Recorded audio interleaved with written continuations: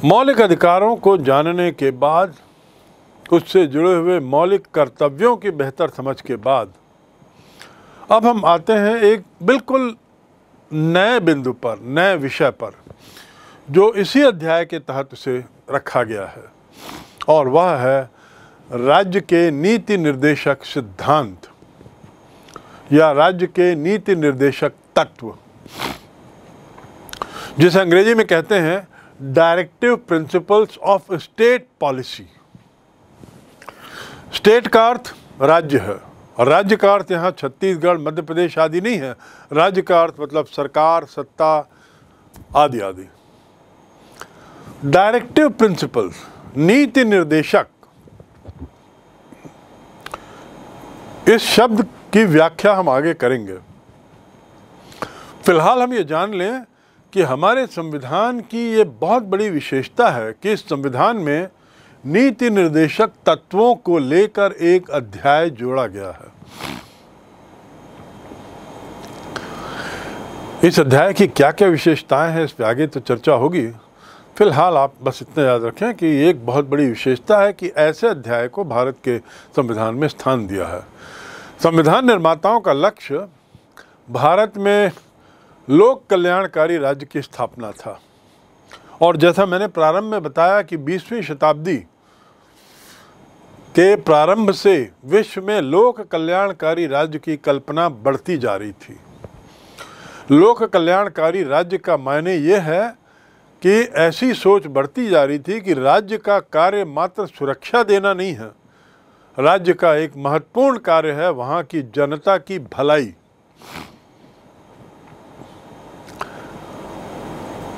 इसीलिए नीति निर्देशक तत्वों में ऐसी बातें हैं जिन्हें कार्य रूप में यदि हम परिणत करें तो लोक कल्याणकारी राज्य मिलेगा।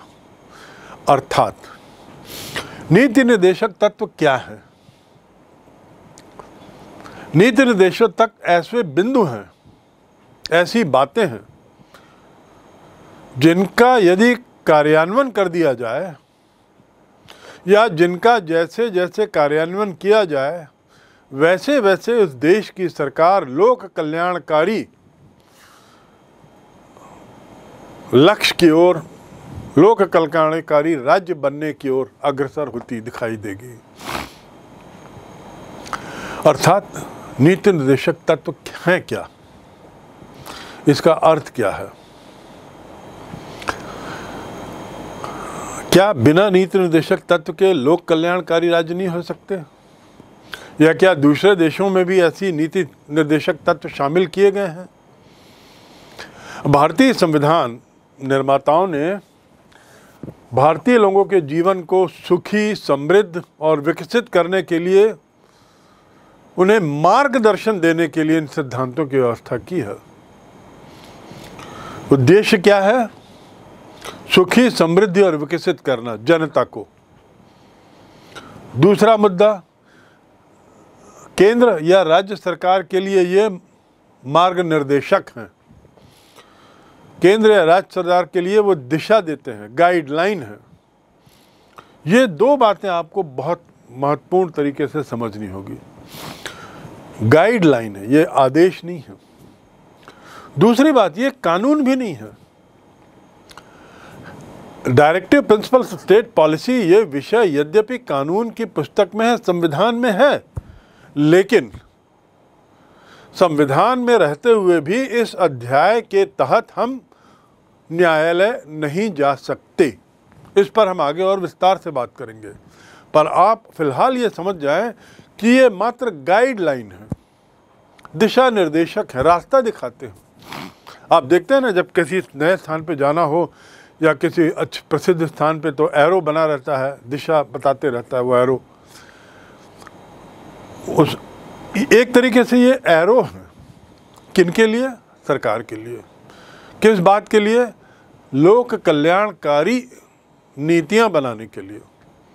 अर्थात सरकार जब भी कोई कार्य करे तो वो इन नीतियों को देख ले, जब भी कोई कार्य करे तो इन गाइडलाइंस को पढ़ ले, जब भी कोई नीति बनाए तो इस गाइडलाइन को पढ़ते हुए ये सुनिश्चित करे कि उसके द्वारा बनाई जा रही नीति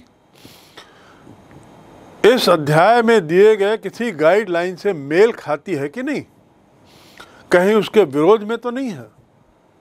दूसरे शब्दों में ये गाइडलाइन सरकार के लिए दिशा नियंत्रक हैं, सरकार को दिशा देती हैं।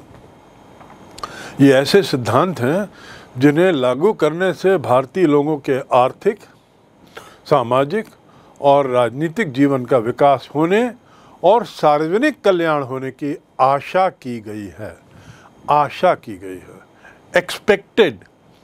It is expected that his social, economic and political life will improve significantly.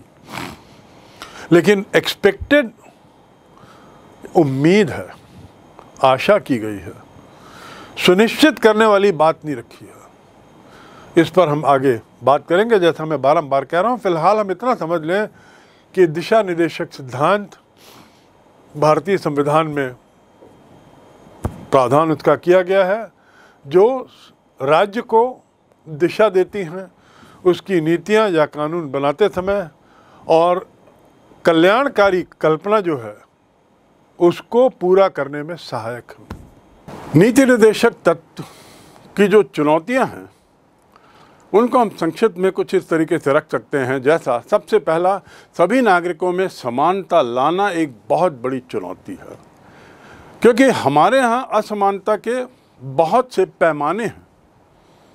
उन सब को हटाकर समानता की भावना लाना, सबका कल्याण करना, ये सबसे बड़ी चुनौती।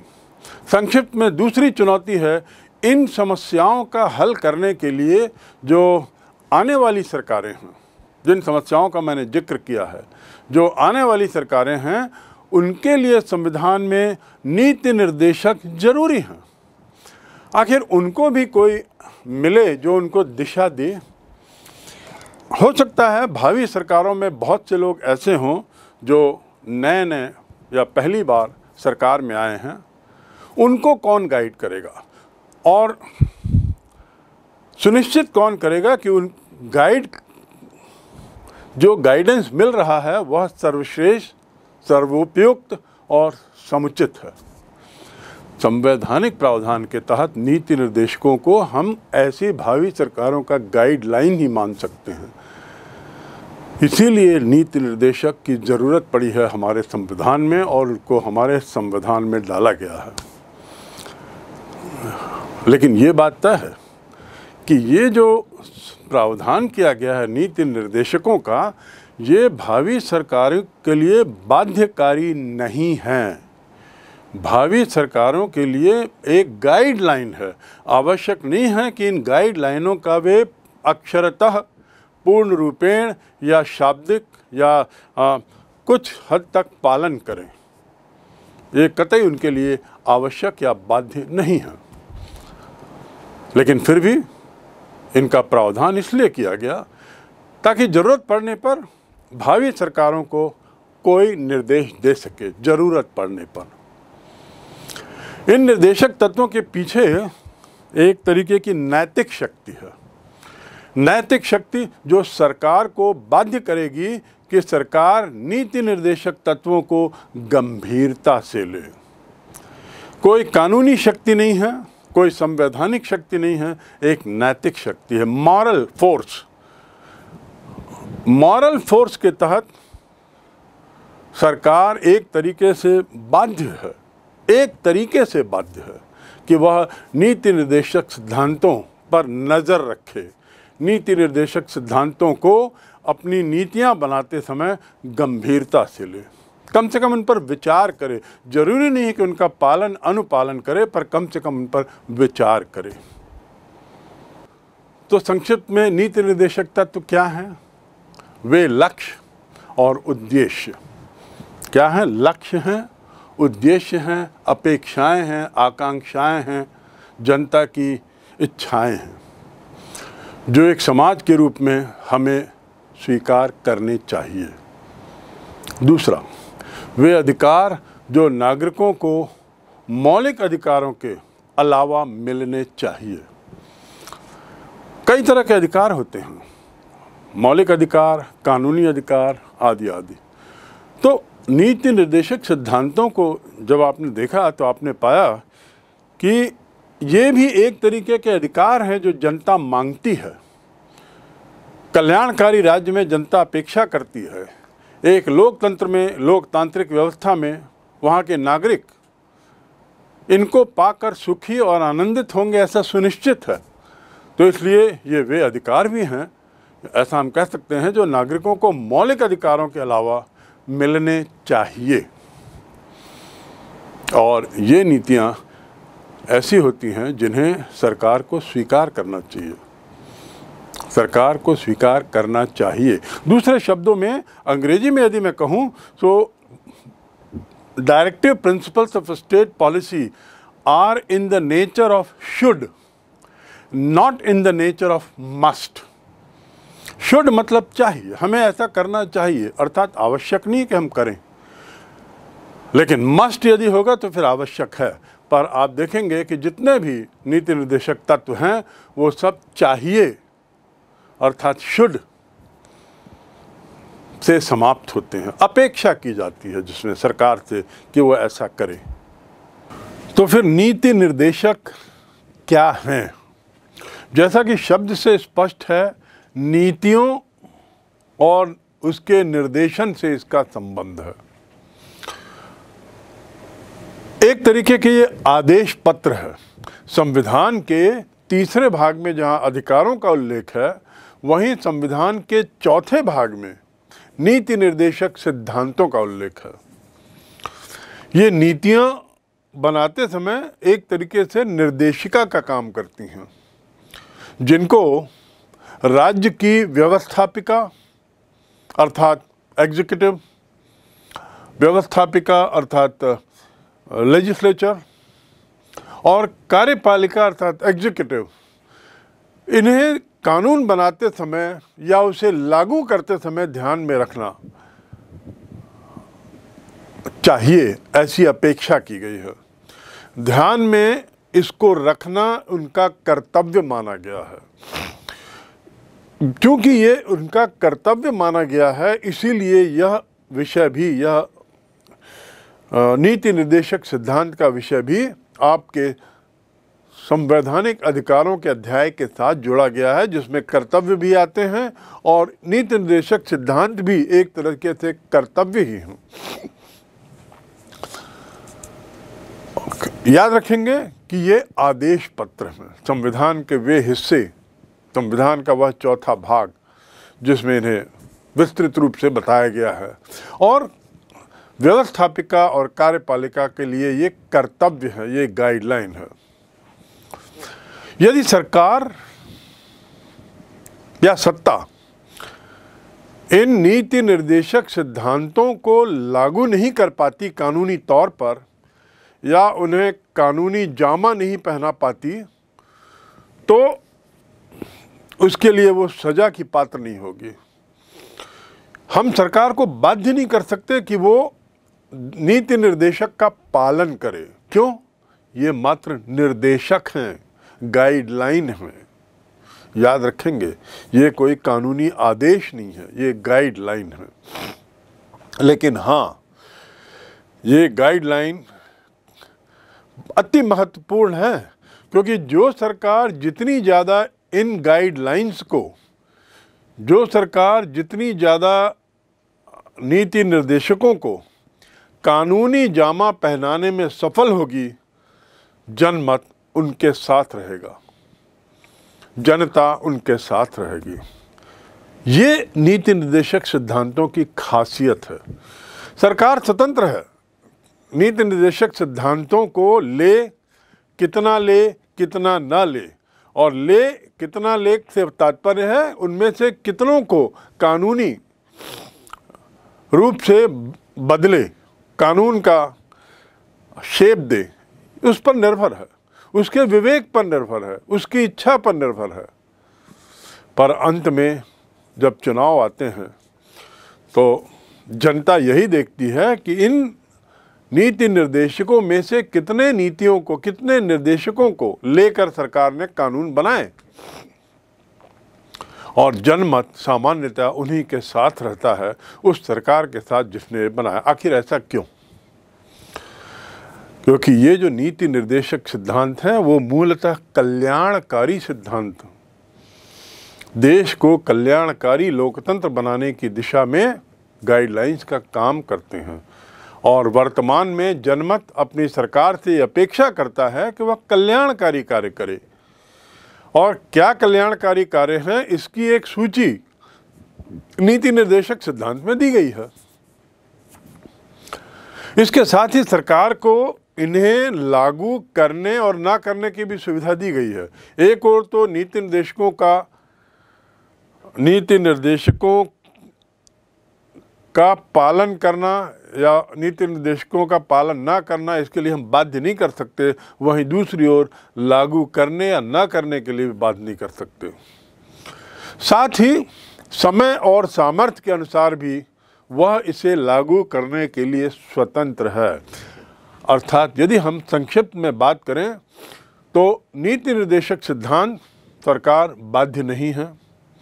दूसरा, जनमत अपना मत तो नीति निर्देशकों के सिद्धांतों को देखकर बनाता है सरकार के प्रति। तीसरा, सरकार इसे लागू करने के लिए भी बाध्य नहीं है। और चौथा, समय और सामर्थ्य के अनुसार ही वह इसे लागू करे या ना करे सोच सकती है। आखिर ऐसा क्यों? क्योंकि नीति निर्देशक सिद्धांतों को यदि कानून के रूप में बदला जाए एक एक करके, तो उसमें काफ़ी आर्थिक खर्च है। मैंने कहा आपको कि नीति निर्देशक सिद्धांतों का बहुत सरोकार कल्याण से है, जनता की कल्याणकारी योजनाओं से है। और जब कल्याणकारी योजनाओं की बात होती है तो हर कल्याणकारी योजना के लिए भारी रकम, भारी समय की जरूरत पड़ती है। सरकार को ये सुनिश्चित करना होता है कि पहले उसके पास उतनी रकम हो, उसके पास समय और उसका प्रावधान हो पैसे का, तब तो जाके वो नीति निर्देशक सिद्धांतों को लागू कर पाएगी एक एक करके। तो इसलिए चूंकि इसमें बहुत धन की आवश्यकता है, सरकार को क्रमबद्ध तरीके से अपनी प्राथमिकताओं को देखते हुए नीति निर्देशक सिद्धांतों को लागू करने का कर्तव्य है। इतना सब समझने के बाद हम थोड़ा परिभाषा देख लें, आखिर इसको परिभाषित कैसे करें। जी.एन. जोशी, इन्होंने कहा है कि नीति निर्देशक तत्वों का विधान मंडलों को कानून बनाते समय और कार्यपालिका को कानूनों को लागू करते समय ध्यान रखना चाहिए। कानून बनाते समय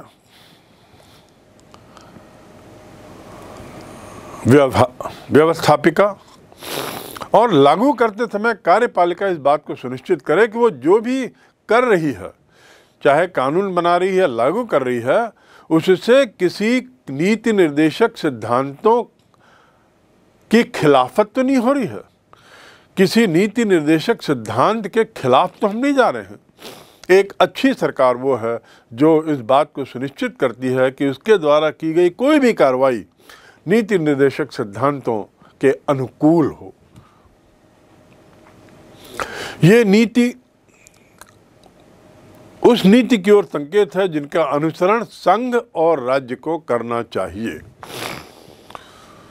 ये है जोशी जी का बयान, इसके परिभाषा से। डॉक्टर भीमराव अंबेडकर जो संविधान निर्माता थे, जिन्होंने संविधान समिति की ड्राफ्टिंग समिति की अध्यक्षता की, उनके अनुसार संविधान के इस भाग को अधिनियमित कर, संविधान के इस भाग को अधिनियमित कर सभी भविष्य की व्यवस्थापिकाओं एवं कार्यपालिकाओं को निर्देशित है कि वे किस प्रकार से अपनी शक्तियों का प्रयोग करें। उनसे जब पूछा गया कि ये भाग जो है, भाग 4, जो directive principles of state policy से संबंधित है, ये जब कानूनी भाग नहीं है, ये जब ऐसा भाग, ये संविधान की पुस्तक का एक ऐसा हिस्सा है जिसके पालन, अनुपालन या गैर पालन पे हम कोर्ट नहीं जा सकते, तो उसे संविधान की पुस्तक में क्यों डाला गया? उस पर अंबेडकर का कहना है कि संविधान में इसको अधिनियमित करके हमने ये सुनिश्चित कर दिया है कि भविष्य की जितनी व्यवस्थापिकाएं आएंगी, जितनी सरकारें आएंगी, भविष्य में जितनी कार्यपालिकाएं आएंगी, जो भी अधिकारी आएंगे, उनको निर्देश स्पष्ट है। क्या? कि वे अपनी शक्तियों का उपयोग किस प्रकार करें। किस प्रकार करें? केवल उसी प्रकार करें जो नीति निर्देशक सिद्धांतों की दिशा का अनुपालन करते हों, नीति निर्देशक सिद्धांतों को आगे बढ़ाने में सहयोग देते हों। इतनी उसकी सीमा, दायरे यहाँ तय है। इसको अधिनियमित करने का फायदा ये हुआ है बी.आर. अम्बेडकर की भाषा में। के.टी. शाह, उन्होंने कहा नीति निर्देशक सिद्धांत एक चेक है, ब्लैंक चेक। एक ऐसा चेक है जिसका भुगतान तब होगा जब बैंक के पास पर्याप्त आर्थिक साधन हो। मैंने आपको बताया कि नीति निर्देशक सिद्धांतों को लागू करने में सरकार बाध्य नहीं है, और ये छूट इसलिए दी गई है कि नीति निर्देशक सिद्धांतों को लागू करना एक कल्याणकारी काम है, लोक कल्याणकारी। और चूंकि ये लोक कल्याणकारी कार्य है, इसमें बहुत पैसा लगता है, तो पहले तो सरकार को सुनिश्चित करना है कि उसके पास पर्याप्त धन हो। तो यदि उसके पास ऐसा चेक है जिसमें पर्याप्त रकम है, तो वो नीति निर्देशक सिद्धांतों को एक एक करके लागू कर सकती है। तो इस तरह का ऐसा चेक जिसका भुगतान तभी होगा जब सरकार के पास आर्थिक संसाधन हो। प्रोफेसर गोखले, उनके अनुसार नीति निर्देशक सिद्धांतों का एक ही उद्देश्य है, एक कल्याणकारी राज्य की स्थापना, जिसका जिक्र मैं बारंबार कर रहा हूं। सोशल वेलफेयर जिसका उद्देश्य हो, समाज सेवा, सोशल वेलफेयर। तो इसका एकमात्र उद्देश्य है कल्याणकारी राज्य की स्थापना, जिसमें न्याय मिले, स्वतंत्रता मिले और समानता मिले। साथ ही लोग प्रसन्न और खुशहाल हों और देश विकास की ओर बढ़ रहा हो। स्वाभाविक है, यदि ये सब हो रहा है, न्याय, स्वतंत्रता और समानता की भावना के साथ कार्य किया जा रहा है, तो खुशहाली तो होगी है। संक्षेप में हम कह सकते हैं कि नीति निर्देशक तत्व देश में आर्थिक और व्यावहारिक लोकतंत्र की स्थापना में सहायक होने के साथ साथ केंद्र और राज्यों के बीच नैतिकता के निर्देश हैं। ये आदेश ऐसे आदेश हैं जो नैतिक आदेश माने जा सकते हैं, कानूनी आदेश नहीं। नैतिकता की दुहाई देकर, नैतिकता के दबाव के बल पर सरकार से अपेक्षा है कि वो जन कल्याणकारी योजनाओं को लागू करने के अपने कर्तव्य को भरसक निभाए, बशर्ते उसके पास इसको निभाने के पर्याप्त रिसोर्सेस हों, पर्याप्त स्रोत हों। तो इस प्रकार ये नैतिकता का निर्देश है, अर्थात इन तत्वों को भारतीय संविधान में मार्गदर्शक सिद्धांत के रूप में शामिल किया गया है। मार्गदर्शक, नैतिक सिद्धांत,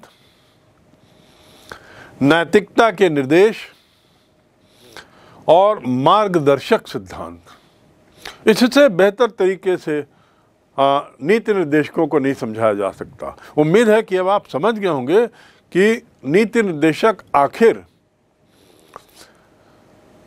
कानून द्वारा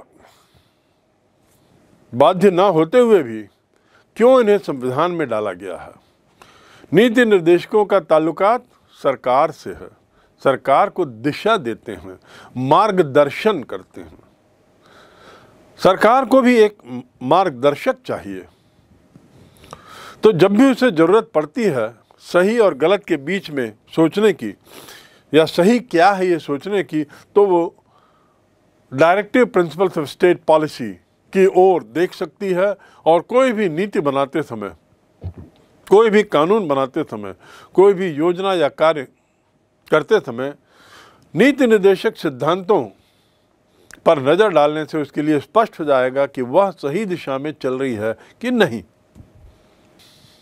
नैतिक आदेश, इसके अलावा नीति निर्देशक सिद्धांतों के आधार पर नागरिकों को सामाजिक और आर्थिक क्षेत्रों में अनेक ऐसे अधिकार की प्राप्ति हो जाती है जो उसके व्यक्तित्व के विकास में आवश्यक है।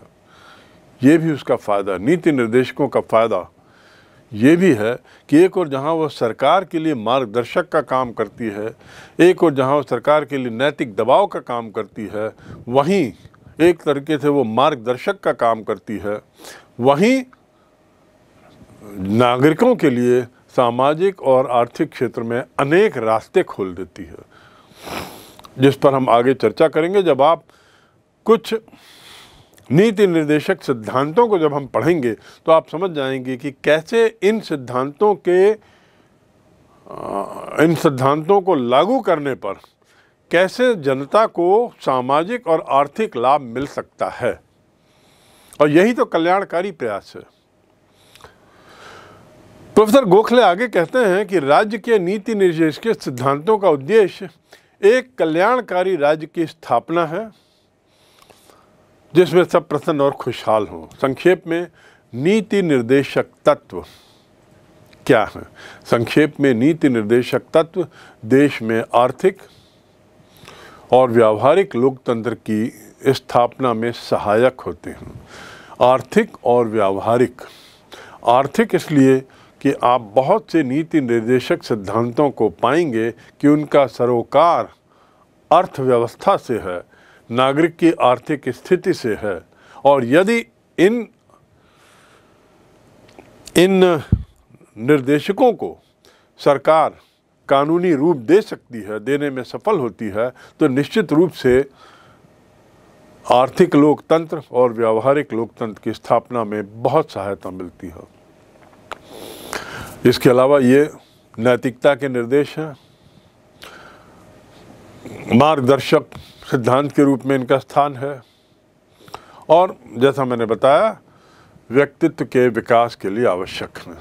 तो इस प्रकार इनका महत्व क्या है ये अब हम समझ गए, कितने अहम है हमारे लिए, और इसका संबंध सरकार से कितना ज़्यादा है, और कैसे नीति निर्देशकों से जनता को भी फायदा हो सकता है, ये हमने सीखा।